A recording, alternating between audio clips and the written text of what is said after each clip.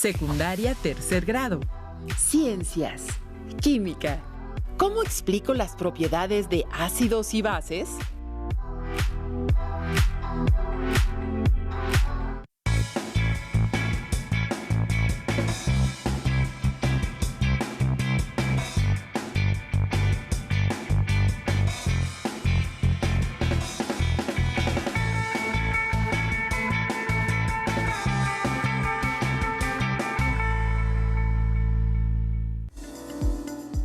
Bienvenidas y bienvenidos. Tenemos el gusto de acompañarlos en esta sesión de Aprende en Casa 3, Ciencias Química. Soy el maestro Gustavo Bernal Canales. Y yo la maestra Nadia Raquel Sánchez Muñoz. Agradecemos su compromiso. Disfruten y aprovechen este tiempo de aprendizaje y reflexión. Recuerden que deben tomar precauciones adecuadas para proteger y cuidar de ustedes y de quien los rodea. Sigan las recomendaciones de los organismos de salud pública para evitar la propagación de SARS-CoV-2. Deben lavarse las manos con frecuencia usando agua y jabón o desinfectante de manos a base de alcohol, mantener una sana distancia y utilizar cubrebocas y mascarilla cuando salgan o estén con otras personas. En la medida de lo posible, mantener limpios los espacios donde se encuentren. Queremos compartirles una frase de Lise Meitner, científica austríaca que investigó la radiactividad y formó parte del equipo que descubrió la fisión nuclear. La ciencia hace a la gente tratar de luchar desinteresadamente para llegar a la verdad y la objetividad. Enseña a la gente a aceptar la realidad con asombro y admiración. Su historia es una de muchas en las que el trabajo de las mujeres científicas no es reconocido como se debe. Cuando en 1947 Otto Hahn recibió el Premio Nobel por el descubrimiento de la fisión nuclear, ni siquiera mencionó su nombre. Por ello, es muy importante que cada vez que haya más mujeres en el área de ciencia y tecnología, asimismo que sus trabajos sean reconocidos. El propósito de esta sesión es explicar las propiedades de los ácidos y las bases de acuerdo con el modelo de Arrhenius. Para ello, debemos explicar las propiedades de ácidos y bases de acuerdo con el modelo de Arrhenius y enfatizar el nivel macroscópico, microscópico y el nivel simbólico. Señalar la formación de iones, considerar la validez del modelo de ácidos y bases en disoluciones acuosas y, por último, presentar los alcances y limitaciones de la teoría de Arrhenius. Para esta sesión necesitarán su bitácora científica o cuaderno de ciencias química, libro de texto de Ciencias 3, lápiz, colores y bolígrafo. Al final de la sesión, generen un organizador gráfico con los conceptos clave del tema. Compañeros docentes, les recomiendo las siguientes páginas para trabajar este fascinante tema. Cuando escuchan la palabra lluvia, ¿qué viene a su mente? Y si agregamos la palabra ácida, quizá los pensamientos o imágenes ahora nos hablan de contaminación atmosférica y tienen razón. La lluvia ácida se produce cuando algunas emisiones de contaminantes entran en contacto con la humedad de la atmósfera. Por lo tanto, es una consecuencia de la contaminación atmosférica. Se estima que la lluvia tiene un pH alrededor de 5.6, es decir, es ligeramente ácida. Esto se debe a la presencia de CO2 en la atmósfera, que al reaccionar con el agua forma ácido carbónico. Si el pH es menor a 5.6, se considera ácida y es producto de la presencia de óxidos de nitrógeno y de azufre, que reaccionan con el agua de la atmósfera, produciendo ácido sulfúrico y nítrico. Estos óxidos de nitrógeno y azufre se producen en las emisiones volcánicas o por contaminación industrial.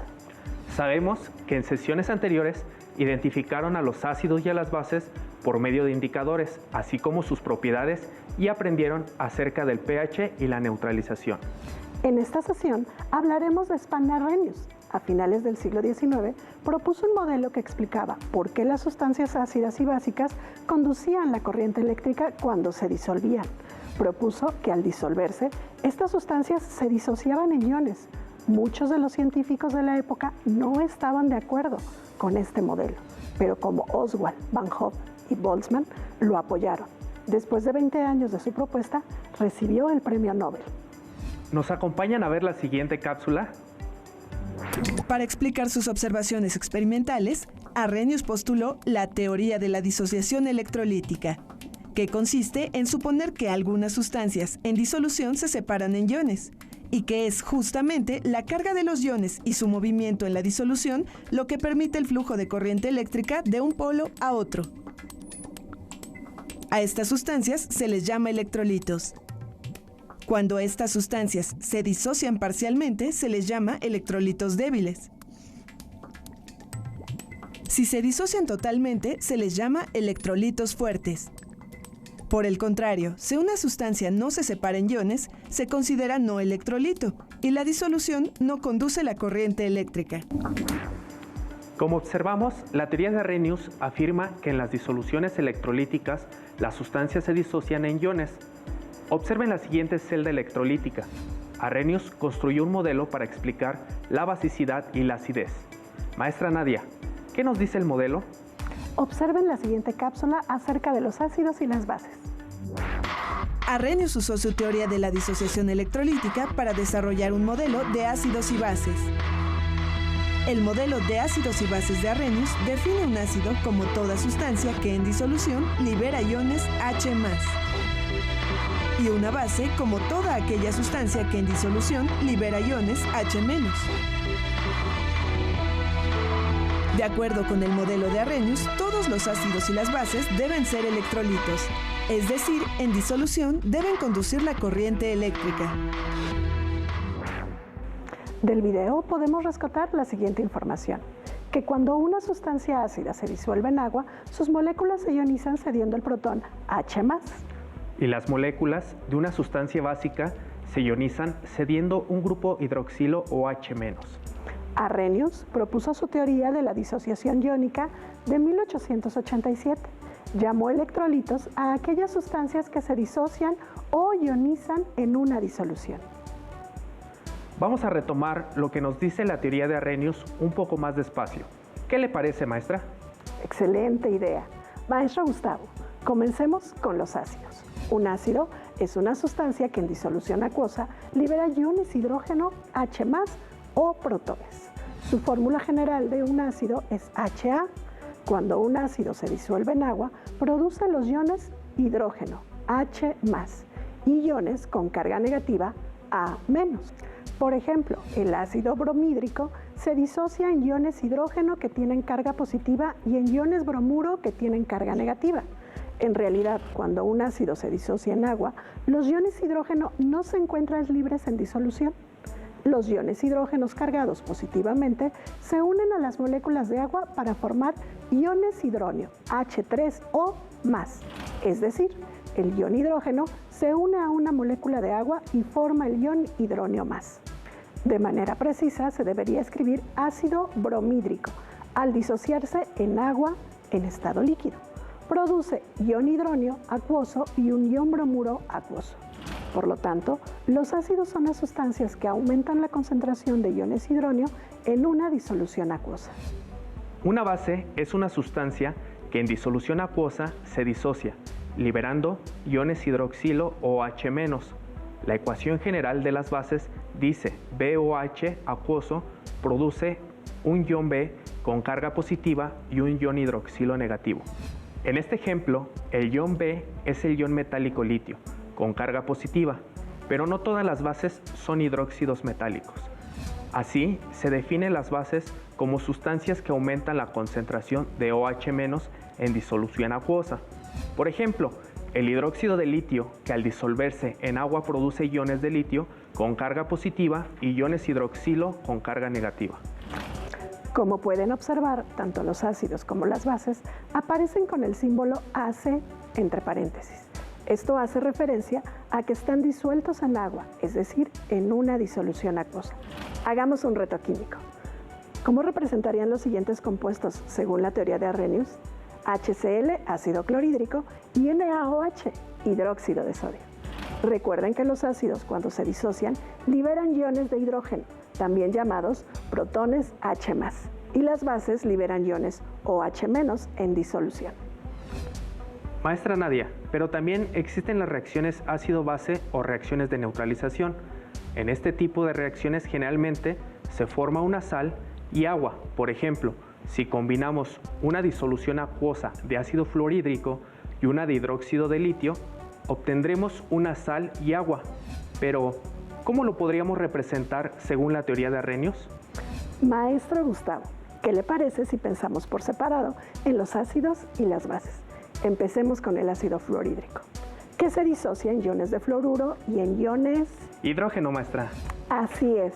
Eso quiere decir que el ácido aumenta la concentración de iones de hidrógeno en la disolución. Ahora sabemos que las bases aumentan la concentración del ion hidroxilo en disolución. Eso quiere decir que el hidróxido de litio se disocia en iones litio. Y en iones hidroxilo. Por lo tanto, cuando el ácido y la base reaccionan en la disolución, se produce agua a partir de la reacción de los iones hidrógeno y los iones hidroxilo. Los otros iones involucrados forman el fluoruro de litio. Recuerden el ion fluoruro del ácido y el ion litio de la base. Por lo tanto, la reacción de neutralización quedaría así. Ácido fluorhídrico reacciona con hidróxido de litio y produce fluoruro de litio y agua. Recuerden que en sesiones anteriores les hablaron del pH. Observemos la siguiente cápsula que nos habla del pH. La escala de pH sirve para identificar qué tan ácida o básica es una sustancia. Lo interesante es que este concepto tiene relación con el del modelo de Arrhenius. pH es la abreviatura de potencial de hidrógeno y está relacionado con la concentración de iones H+ en la disolución. El valor del pH y el de la concentración de iones H+ varían de forma inversa. Es decir, a mayor concentración de iones, H+, menor valor de pH y por lo tanto mayor acidez en la disolución. Como pudimos observar en la cápsula, el pH está relacionado con las concentraciones de iones H+ en una disolución. Ustedes ya saben que en nuestro cuerpo hay sustancias ácidas y básicas, pero ¿alguna vez se han preguntado qué reacciones suceden en los organismos de otros animales, por ejemplo, los carroñeros? Vamos a ver la cápsula de la química en la vida cotidiana. ¿Por qué los buitres comen carne podrida y no se enferman? Los buitres tienen un sistema digestivo capaz de matar a ciertas bacterias debido a que presentan una acidez muy fuerte. Sin embargo, los cadáveres liberan algunas toxinas que su estómago no puede destruir. En su garganta tienen un revestimiento que absorbe las toxinas. Maestra Nadia, ¿qué le parece si hacemos un experimento similar a los que hizo Arrhenius para proponer su modelo? Perfecto, maestro Gustavo. Vamos a ponernos nuestras caretas por la sana distancia. Observen el ejemplo de la disociación de hidróxido de sodio en disolución acuosa. Observen la reacción que se produce entre un ácido y una base. Maestra, ¿qué le parece si experimentamos? Sí, ¿qué vamos a necesitar? El material que necesitamos será agua destilada, sal, ácido, hidróxido de sodio, azúcar, un circuito eléctrico. Si van a realizar el experimento en casa, tomen las precauciones necesarias y recuerden que deben estar acompañados de un adulto responsable. Maestro Gustavo, aquí tenemos agua destilada, azúcar en disolución, sal en disolución, una base en disolución y un ácido. Cuénteme qué vamos a hacer. Ahora bien, vamos a preparar aquí nuestro circuito eléctrico de forma sencilla y vamos a agregar en cada una de las sustancias los caimanes para ver qué sustancias conducen la electricidad. Me parece perfecto. De acuerdo con Arrhenius, tenemos que observar que tanto en sustancias ácidas, básicas y en una sal, el foco tiene que prender. Sin embargo, en una disolución como es el azúcar y el agua, que no son buenas conductores de electricidad y no tienen una disociación electrolítica, pues no va a prender el foco. Entonces, ¿qué le parece, maestra, que empecemos a experimentar? Excelente, maestro. ¿Empezamos con el ácido? Empezamos con el ácido. Usted me ayuda con uno de ellos. Y recuerden que no tienen que juntarse. A lo mejor ahí no se va a ver, maestro. Los caimanes. A ver, vamos a ver.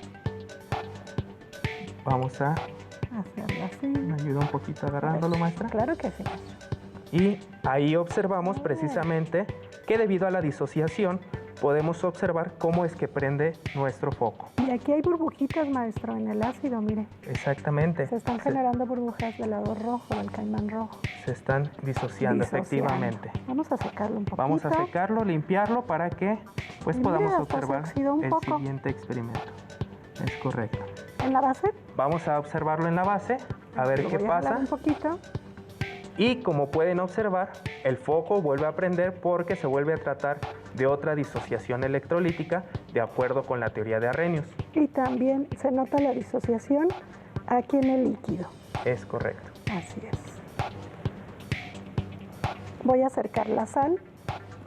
Las voy a quitar estas de aquí. Le ayudo por acá. Ay, gracias, maestro. Y vamos a experimentar. Vamos a ver qué sucede. ¿Qué pasa con la sal? Esperemos que no nos falle, ¿eh? No, este experimento no debe fallar. Es seguro lo que va a suceder. Y como pueden observar, vuelve a prender el foco. Y miren nada más, ahí sí se nota perfecto esta disociación. Muy bien, excelente. Con el azúcar, maestro. Uy, híjole, ahí lo veo bastante complicado porque pues es una sustancia que no se disocia. Entonces, vamos a ver. Y bueno, como pueden observar, aquí no pasa absolutamente nada. Ni burbujitas. Ni burbujitas. Así es. Porque bueno, no se está disociando la sustancia. Y bueno, aquí tenemos el agua destilada para que no contenga sales. Es correcto, tenemos agua desionizada que pues efectivamente tampoco no se produce ninguna corriente eléctrica. ¿Qué les pareció? Interesante. De esta forma, Arrhenius llegó a la conclusión de que las propiedades de las disoluciones acuosas de los ácidos se debían a los iones hidrógeno H+, mientras que las propiedades de bases se debían a los iones hidroxilo OH-. Gracias al modelo de ácidos y bases en disoluciones acuosas, se pudieron interpretar muchas de las propiedades de las disoluciones de los diferentes electrolitos. ¿Alguna vez han escuchado hablar sobre la lepra de las piedras? Este es un fenómeno que sucede en muchas obras arquitectónicas de la antigüedad, que están construidas con piedra caliza y mármol. Estas obras han desaparecido o están en vías de desaparecer. Su principal componente, el carbonato de calcio, es una base que reacciona con el ácido sulfúrico que se encuentra en la lluvia formando sulfatos de calcio, una sal. Esta sal se disuelve en el agua, la arrastra o penetra en la roca donde se acumula. Cuando la piedra se seca, el sulfato de calcio cristaliza y ejerce presión sobre la piedra, provocando que se resquebraje, dejando como resultado el conocido efecto lepra de las piedras. En 1895, Arrhenius presentó una declaración en la que sugería que si se reducía o incrementaba la concentración de un constituyente menor de la atmósfera, el dióxido de carbono en 40%, se podían originar retroacciones que provocasen el avance o el retroceso de los glaciares. Por este motivo, se le puede considerar pionero del posible origen antrópico del cambio climático actual. Hemos aprendido información interesante del modelo de Arrhenius, pero aún no terminamos de revisar los alcances y limitaciones de la teoría, así que vamos a aprender más con ayuda del maestro Gustavo. Maestra Nadia, ¿sabía que varios científicos en el siglo XIX aún no podían definir la función que tenían en el agua los ácidos y las bases? Claro, pero fue en ese momento cuando nuestro científico favorito, Svante Arrhenius, tomó protagonismo. Así es, gracias a Svante Arrhenius se tiene una mejor idea de qué son y cómo funcionan en una disolución los ácidos y las bases. Cabe señalar que para el tiempo en el que se desarrolló esta propuesta fue de suma relevancia, porque de acuerdo con la teoría de Arrhenius, los ácidos son sustancias químicas que contienen hidrógeno y que disueltas en agua producen una concentración de iones positivos de hidrógeno mayor que la existente en el agua pura. Es por eso que las propiedades de los ácidos son en realidad propiedades del ion hidrógeno H+, y que los ácidos son compuestos que liberan iones hidrógeno en las disoluciones acuosas. Sí, y del mismo modo Arrhenius definió una base como una sustancia que disuelta en agua produce un exceso de iones hidroxilo, OH-. Por cierto, para su época, este era un poco descabellado. Pero lo que sí debemos tener muy claro es que las definiciones de Arrhenius son útiles en la actualidad, siempre y cuando se trate de disoluciones acuosas. Sin embargo, por ser una de las primeras teorías de los ácidos y las bases, existían ciertas limitaciones en su teoría. ¿Ah, sí, maestra Nadia? ¿Cómo cuáles? Por ejemplo, Que el concepto de ácido se limita a compuestos químicos que contienen hidrógeno y el de la base a los compuestos que contienen iones hidróxilo. Ya decía yo, con razón, su teoría solo hacía referencia a disoluciones acuosas, cuando en realidad hoy en día se conocen muchas reacciones ácido-base que tienen lugar en ausencia de agua. ¿Qué le parece si observamos la última cápsula donde se explican otras limitaciones de la teoría de Arrhenius? Arrhenius supuso que la disociación del bicarbonato de sodio se desarrollaba en dos partes. La primera generaba iones de sodio y de carbonato ácido en la disolución. En la segunda, identificaba iones carbonato y iones H+ en disolución, por lo que asumió que esta sustancia era un ácido. Para explicar la discrepancia entre el modelo de Arrhenius y las propiedades experimentales de la sustancia, algunos científicos, como Bronsted y Lowry, desarrollaron nuevos modelos. Propusieron clasificar a los ácidos de la misma manera que Arrhenius, pero a las bases las definieron como aquellas sustancias capaces de aceptar iones H+. Para el bicarbonato de sodio, la primera disociación era la misma que la identificada por Arrhenius. Pero para Bronsted y Lowry, el ion carbonato ácido reaccionaba con el agua aceptando uno de sus hidrógenos, es decir, un protón, lo que dejaba libre iones OH- en la disolución, explicando así las propiedades básicas de la disolución final. Como pudieron ver, las limitaciones de este modelo dependían de la información científica que se tenía hasta el momento, pero como en la mayoría de las propuestas científicas, que aunque aportan información, siempre existe algo por mejorar. ¿Cómo van con el organizador gráfico que les pedimos que construyeran con los conceptos clave? Les sugerimos que lo hagan con la V de Owen, como se muestra en la imagen. Les recomendamos los libros Es Elemental para sacarle chispas a la química y Alucina con la química de Robert Winston. Llegamos al final de la sesión, no sin antes decirles que sigan descubriendo, explorando y aprendiendo sobre el fascinante mundo de la química. Antes de despedirnos, queremos recomendarles que en las siguientes 3 sesiones los acompañe algún familiar, ya que se tocarán temas de interés para cuidar su salud. ¡Hasta pronto! Si tienes dudas o necesitas ayuda, llama al Centro de Apoyo Pedagógico a Distancia. El número de teléfono para secundaria es el 55 36 01 71 23. Si requieres consultar los libros de texto en versión digital, recuerda que los puedes encontrar en la página conalitec.cep.gov.mx. Y recuerda que también cuentas con el sitio aprendeencasa.cep.gov.mx, en donde podrás ver nuevamente los videos de los programas y además encontrarás actividades para fortalecer tus aprendizajes. También te invitamos a que consultes la plataforma nuevaescuelamexicana.cep.gov.mx.